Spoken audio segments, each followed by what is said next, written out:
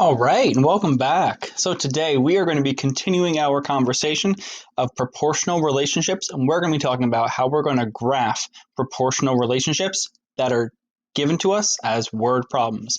So without further ado, let's go through a couple examples.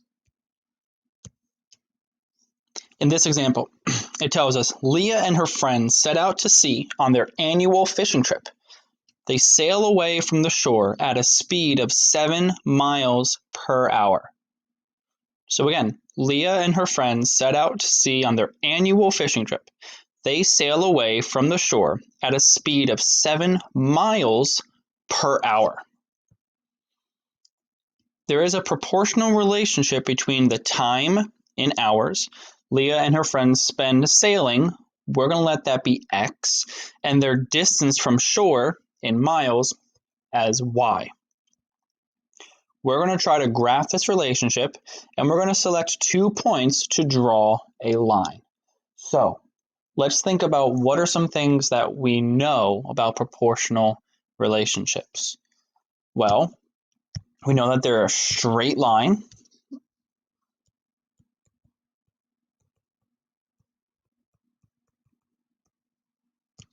And we know it goes through the origin.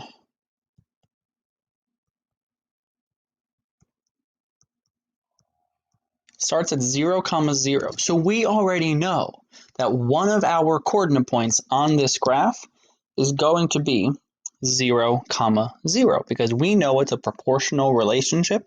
It tells us that there is a proportional relationship. And we know all proportional relationships have to start at 0, 0. So that's 1 point. We only need one other point in order to graph. So let's look at this graph and let's look at the axes. On the x-axis, we have hours. On the y-axis, we have miles.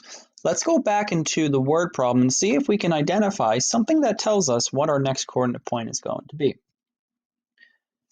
Let's reread it. Leah and her friends set out to sea on their annual fishing trip. They sail away from the shore at a speed of 7 miles per hour. Well, if you look at that right there, I think we found the golden ticket. So it tells us we have a rate of 7 miles per hour. Well, our x and our y axes are miles and hours. So let's see if we can graph that. If we know we travel 7 miles per hour, after 1 hour, how many miles have we traveled if we're going 7 miles per hour? Correct. So we're going to go 1 mile.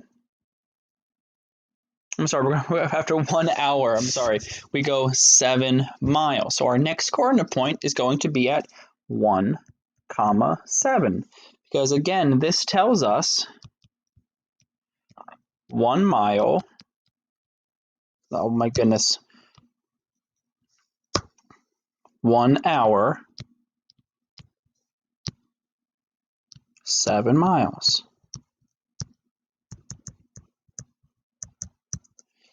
That's what 1, 7 represents on this graph. We traveled for 1 hour and we traveled 7 miles. And now that we have 2 points, guess what? We can make a line that connects these 2 points. And it looks like so. There's one more thing that we want to ask ourselves though. What is the slope of the line? Well, we know slope again is the change in y over the change in x. So slope is equal to the change in y over the change in x. If I'm starting at 0, 0 and I end at 1, 7, if I use those 2 points, well, I go up 1, 2, 3, 4, 5, 6, 7. We went up 7 and right 1. So our slope is equal to 7. Awesome. Let's try another example. Here we go. Carrie is thrilled to be. I'm sorry. If I'm acting, I should be really acting. Carrie is thrilled to be the cast as Juliet in her school's production of Romeo and Juliet, but she has a lot of lines to memorize. To be ready for the first rehearsal, Carrie needs to memorize 4 lines every day. I think that was a bit too dramatic. I'm just going to read it again for you. Carrie is thrilled to be cast as Juliet in her school's production of Romeo and Juliet, but she has a lot of lines she has to memorize. To be ready for the first rehearsal, Carrie needs to memorize 4 lines every day. There is a proportional relationship between the number of days Carrie has been memorizing her lines, let's call that X, and the total number of lines that she has memorized, let's call that Y. Let's graph this relationship and let's see what we can figure out from here. Well, if we are looking at the graph, we know it's a proportional relationship, and we know that all proportional relationships have to start at 0, 0, because if she can't memorize any lines, she doesn't put in any time. If she spends 0 days trying to memorize her lines, she's going to know 0 lines, right? If she spends 0 days trying to figure out the line, she can't figure out 5 lines. She didn't spend any time to work on it, right? So we already know one coordinate point is going to be going through 0, 0. Now we have to figure out the other one. So let's go back and see if we can identify some important phrases. So looking at the x-axis, we can see the x-axis represents the number of days that are passing, and the y-axis represents the lines that Carrie is able to memorize. So let's go back in the passage and see if we can figure out anywhere that tells us some kind of rate. I'm going to read it a third time now, but I'm going to try to be calm. Carrie is thrilled to be cast as Juliet in her school's production of Romeo and Juliet, but she has a lot of lines to memorize. To be ready for the rehearsal, Carrie needs to memorize 4 lines every day. Oh, again, I think we just found it. 4 lines every day. So if we want 1 day to pass, how many lines is she going to know? Yeah, 4. For 1 day of passing, she's going to know 4 lines. This is 1, 4. Again, this means after 1 day,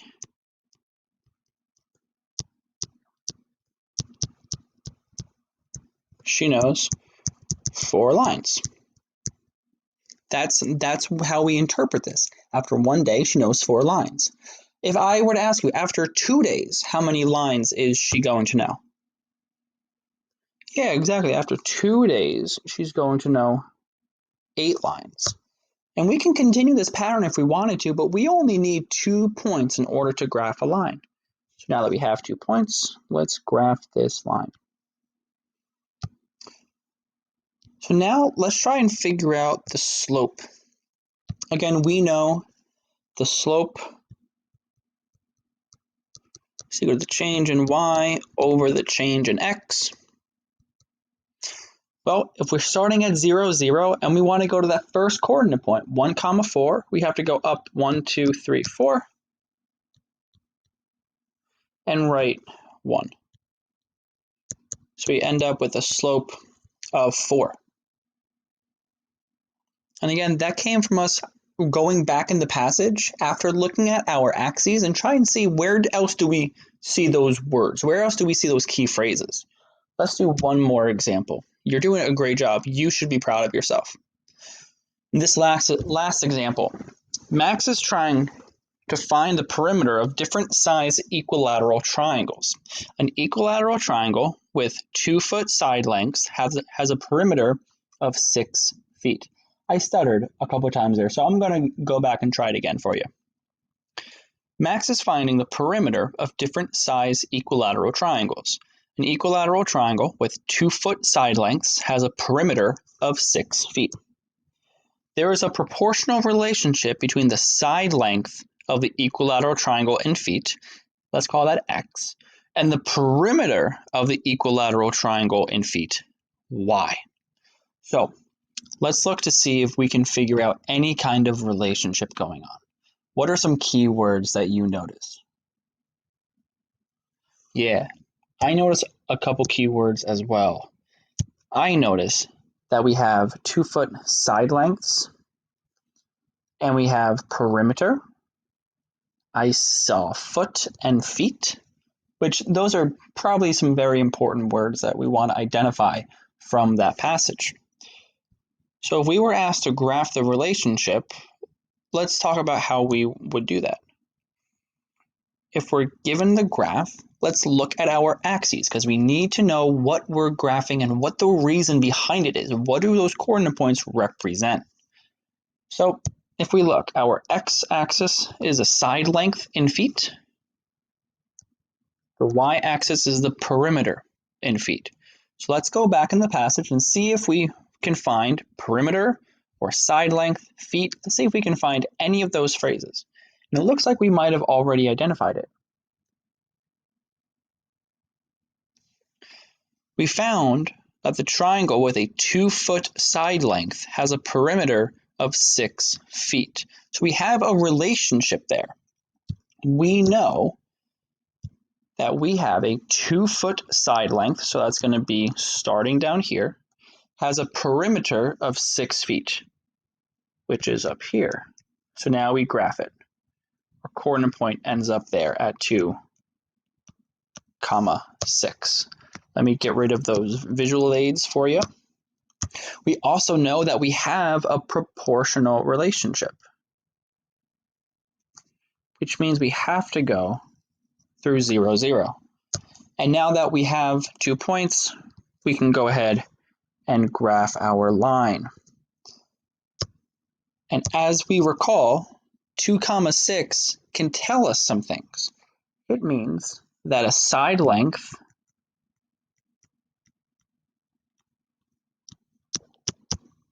of 2 feet gives a perimeter